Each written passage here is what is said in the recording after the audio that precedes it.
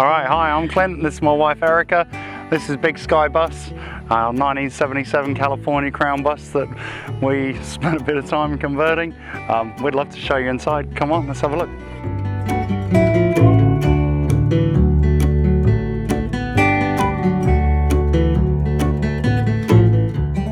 Welcome inside.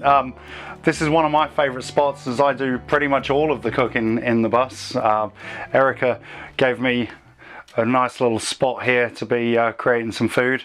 One of my favourite parts of the kitchen is our Lego backsplash. It's made with 3,400 pieces of Lego. That was a lot of fun to put together and brought out my inner child, which most things do. We've got a nice gas stove here, a full kitchen sink here. The countertops, they're reclaimed wood from an old barn in Michigan, which was Erika's home state. We took these. Erika took me out to have a look at these in that Old World Lumber, which is one of her suppliers at work, and she showed me these tatty old pieces of wood, and I said, hell no, absolutely no way in the world. And anyway, my small but mighty wife stamped her authority on the build and said, trust me, this is going to be great. And I started sanding them down, and the first pass of the sander I was like, yeah, that looks alright. The second pass of the sander I was like, yeah, I think she might be right. And then the third pass of the sander, this is what you see here. It's beautiful. We love it. It's actually really lightweight. It looks real heavy, but we've got some old hand-hewn nails in here, and it's got a bit of texture to it. And yeah, it's just beautiful. Possibly one of the coolest things here for entertaining and cooking is being able to bring up this leaf there and have a U-shaped entertaining kitchen, and for easy meal prep from fridge to preparation to cooking to my belly. Well, our refrigerator is it's actually a chest freezer that we bought online with the view of converting it into a refrigerator. The reason why is it's more energy efficient than a dorm room fridge. And we've got an Inkbird thermometer plugged into the outlet there, and then an inline thermometer that just hangs down inside the refrigerator, which sets the refrigeration temperature. So the best I understand it is that once the refrigerator has reached the right temperature, it then stops the electricity supply to the refrigerator. The Inkbird does. And then, yeah, cool air, it sinks. So whenever you open the fridge, we don't lose any cool air because we've got, it sinks to the bottom of the refrigerator. So on a normal conventional refrigerator that you open up, the cool air spills out. On this, you know, we use next to no electricity. We're not plugged in. The only thing we actually use mains electricity for is the air conditioners. Everything else runs off 4 solar panels and 2 batteries. Storage is really important here in the bus. We've got custom made drawers. All of the cabinetry is custom made. I even learned how to make some drawers with our friendly cabinet maker Eric. So here our cutlery drawer is all custom sized and shaped for all of the stuff that we need in there. We have spice drawer close at hand here that my lovely wife keeps nice and organized for me. We have trash cans right here, and then we use toe kick drawers at the bottom here so we can utilize all of our space. A huge pantry right here, and down the bottom here we have a huge drawer that was designed especially to fit our Instant Pot and our KitchenAid mixer, because Erika makes some pretty good cookies. So yeah, that's our kitchen. Right at the front of the bus, we've got what I like to call the Queen's Throne. This was originally designed as the space where Erika would sit while we were traveling all around the country in the bus. So this is one of the design elements that I fought for in the bus and actually won. I really wanted some animal print in the bus. You can see that I do like that. So we've got the leopard print, zebra print seat here. We've got a bit of a catch-all right here with some flip-top storage action going on right there, and then we're moving right into the kitchen.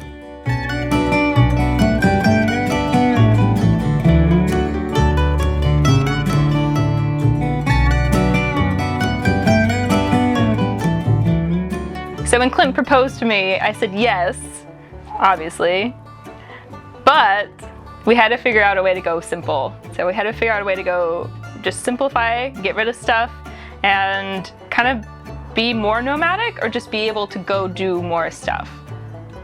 Yeah, we were living in Houston, downtown, having to put up with Houston traffic, and yeah, we needed to get away from that. So we were traveling actually to Arizona for a national skydiving competition, and I'd been looking online and I'd seen Transcend Existence, the bus, and I'd mentioned it to Erika that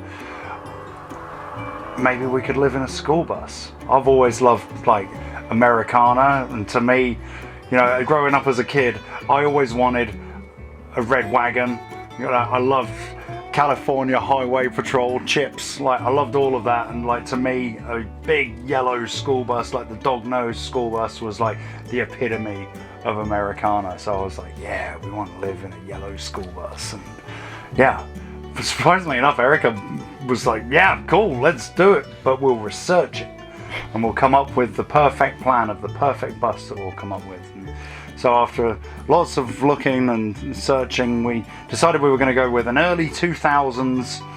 We decided to go with a flat front bus in the end, right, with a rear engine so that we could have the bed over the back, and we had these great plans in our heads, and we started looking for a bus that we could find and buy, and we looked at a few and they were really expensive, and we decided to keep looking as we were researching and, you know, working out from watching videos and looking at a whole load of stuff online how we could design and have this bus super nice and super efficient.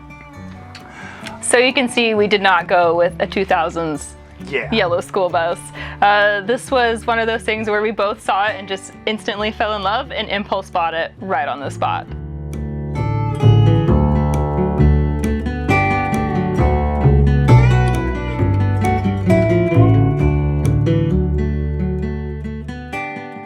We've come into the lounge part of the bus. This is where we spend, well, this is where I spend the majority of the time. I like to sit right here while Clint is doing the cooking. We like to spend a lot of time together, so we don't really mind the tiny space and having a lot of close proximity to each other. So I sit here, Clint cooks, it's amazing. We did our sofa with a cot-sized mattress, so if we have a guest, they are more than welcome to sleep here. It's not the biggest thing, and they usually get a dog in bed with them as well. One of the things I like about this space is that it actually flips up. And so if I want to do some yoga, I can flip it up and I can push these aside, and I got a nice little runway for yoga. We also have storage underneath here. So our vacuum cleaner, our things like shoes or extra sweaters kind of go tucked away. Everything has a home. I think that's what we've learned, is in a tiny home, everything has to have a home. I didn't want to see any exposed lighting in the main area of our space, and so you won't see any, obviously you don't see any can lights. So all of our lighting is hidden LED tape lights on the top and the bottom of this floating shelf here. It's Philips Hue LED tape, and it's all controlled on our phone. And so we just get on our phone and we can turn it all the way up or turn it all the way down or change the color, have a dance party. Our curtains are actually old curtains that I had from our old house, and I had them made into these kind of roll-up shades. And then these are purse buckles, and so you might see them like on the front of a leather purse, and you just unhook them and they roll on down.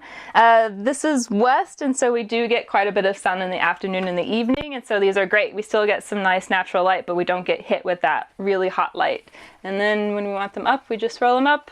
We went back and forth on the roof raise of the bus, and finally I told Clint that he's so tall that we needed to do the roof raise.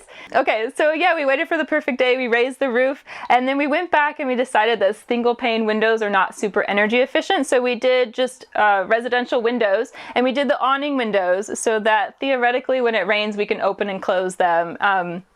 We also tried to do as many windows as we could so we can get a cross breeze in here. We will try our hardest not to run our AC unit. We just like the natural breeze and the natural temperature, and so yeah. We got to a point that we knew we couldn't do everything ourselves.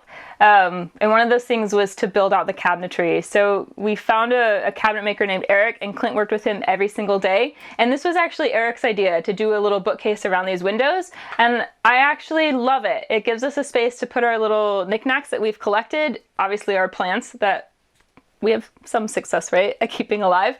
And it's just little things we've collected as we've lived in the bus that we can throw up on our little shelf here. We had this idea that this would be the space for the small stove, but we live in Texas and we really haven't needed the stove yet. And so it's just been kind of a more of a bookcase, some more storage. My grandparents, oddly enough, one year gave us this pebble tile floor mat, and so we incorporated it into our little stove area. So if we ever do put a stove here, we can easily kind of put it here, and then we can put firewood down there on our little pebble mat. The rug is not just awesome, but it hides the access panel to the engine. So our bus has a mid-engine, which is a little unusual, and so we can roll away the rug and we have an access panel right here, and we can access the engine if we ever need to. So we have these little cubes for extra seating. They're great. We don't often have people come over to dinner, but when we do, this is perfect. So we can fit 3 or 4 people on the sofa. We've got the stools. They also fit more storage, which I think everybody knows storage in a tiny bus is super important. And then we can flip them around and we have trays.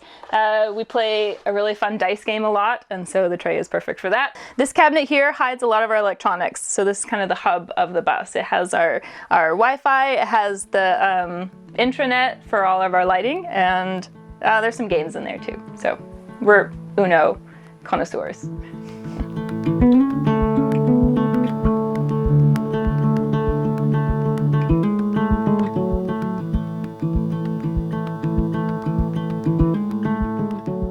So first we moved into our friend's house, which was amazing. Amber let us live with her so we could sell our house and just purge. So we were purging, living with her, continuing to purge. So we were basically living in a small bedroom as is, but we did obviously get to use her living room and kitchen. And I think we were just over the go of living in the center of a city. It was loud all the time. There was traffic all the time. It was just hard to get anywhere or do anything. And as soon as we got out here, it was just like this breath of fresh air, and we could like just chill out. Yeah, living in the city sucks. Yeah. I've been traveling around the world for a few years before I met Erika, so I was living out of 2 bags anyway, so I was pretty easy to get down to all of the stuff living in a tiny home. But E, on the other hand, kids me that this is her closets here when I know she has a closet in Houston with all of her work clothes in it as well. So yeah, that's how we can make it work pretty nicely as well. So if you've ever been to Houston, Houston has an amazing natural science museum, and I went once, and the paleontology exhibit with the dinosaurs is phenomenal, like absolutely phenomenal. And I think I came back and I told some people, like, you have to go see these dinosaurs, they're amazing. And then I told a few more people, and then I went back, and then I got like a yearly membership so I could go back, and then I quickly became the dinosaur lady. The crazy dinosaur. Crazy dinosaur lady. And it's just kind of exploded from there. Most of the dinosaurs are ones that people have given me. The best one that I have is my engagement ring. Yeah. Which is a dinosaur bone. It's a dinosaur bone. And I really couldn't say no after that popped up. So we have dinosaurs subtly, hopefully. This one's not so subtle. But some are more subtle, and they're just fun and funky, and they're kind of quirky like we are. We were lucky to have our friend Bobby come out. He's a tattoo artist, and the poor guy spent 2 days working on that. I think he thought it was going to take a couple of hours. I should have told him how long things take in buses, but yeah, Bobby was a trooper and spent hours doing that. But we've tried counting how many dinosaurs there are in the bus. The last count was our friend Tubbs, and she counted 27. I think there's more than that. I think there's more than that. Yeah.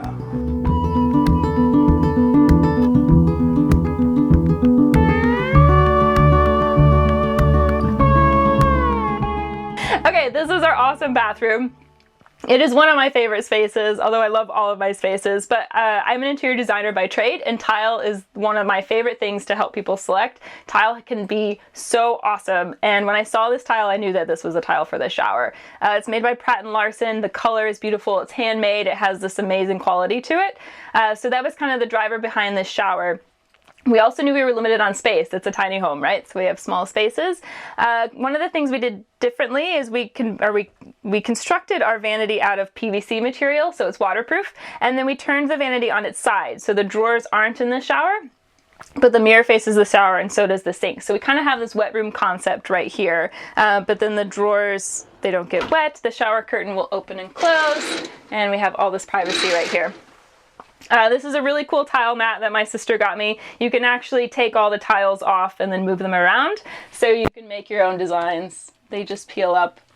They just peel up and wash off. There's all these different colors, so you can have fun with whatever you want to say. Like a lot of people, we have a composting toilet. It's fine. We got used to it, just like everybody else does. Same concept in here. We have the hidden LED tape lights above and below, and we actually turn it down really low at night to like 5%, so we have a little night light, which is really good.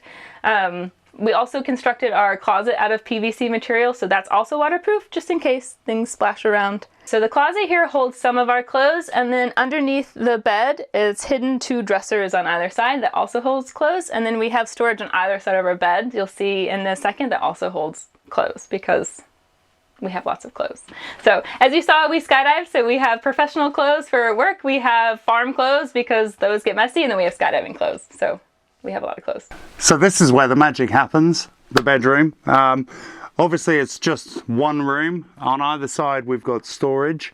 But where the real magic happens is underneath the bed. Underneath the bed we've got all of our solar panel, all of our solar storage, electrical storage, 100-gallon water tank, the dog's bed, dressers for our clothes, everything's going on there. So how about I get off here and show you what's going on. Now that we're underneath the bed, we have Pete's bed here, storage for clothes underneath here. There's typically our winter wear, and then hidden underneath here is our electrical system that we designed with the help of the great guys at Arizona Wind and Sun. So we've got a couple of battle-born lithium ion batteries, and then all of our solar components there. But our solar works amazing.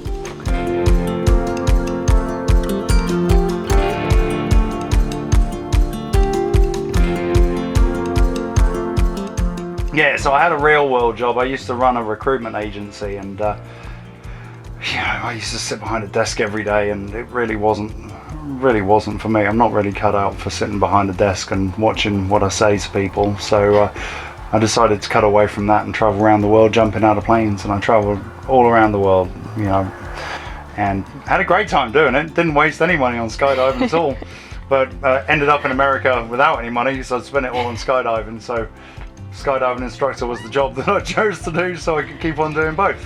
We met skydiving. I've been skydiving for years, and Erika showed up in Houston. I'd just got back from a trip to Honduras, and Erika was a licensed skydiver by then, and she walked past me and had a cute butt, so I checked it out, and we got talking, and I fed her. Yes. Yeah. And, yeah, you fed me good food. Yeah, I fed you good food. Keep feeding you good food, and yeah.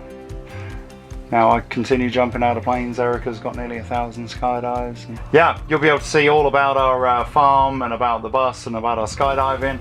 And Erika's amazing interior design on our Instagram, which is Big Sky Bus, all one word. And on our Facebook, Big Sky Bus, all one word. I think it's just, yeah. It's just Big Sky Bus, all one word. Just Big Sky Bus. Yeah, Big Sky Bus, one word. So, thanks for coming. Thanks for checking around our beautiful home. Brad, let's go jump out of an airplane. I'm filming a tiny home tour today, so I am jumping out of an airplane to celebrate filming Clint's tiny home. All right, here's Clint and Erika right here. Let's go.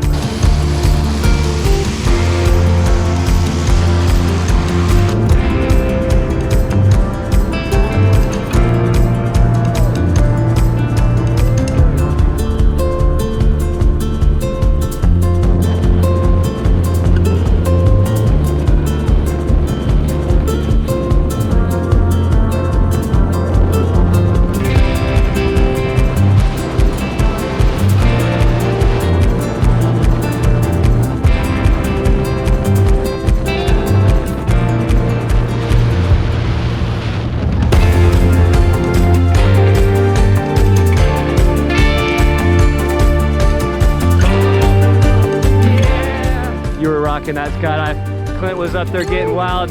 Erika was out there getting wild. Yeah. We were having a good time with everybody out there. Woo!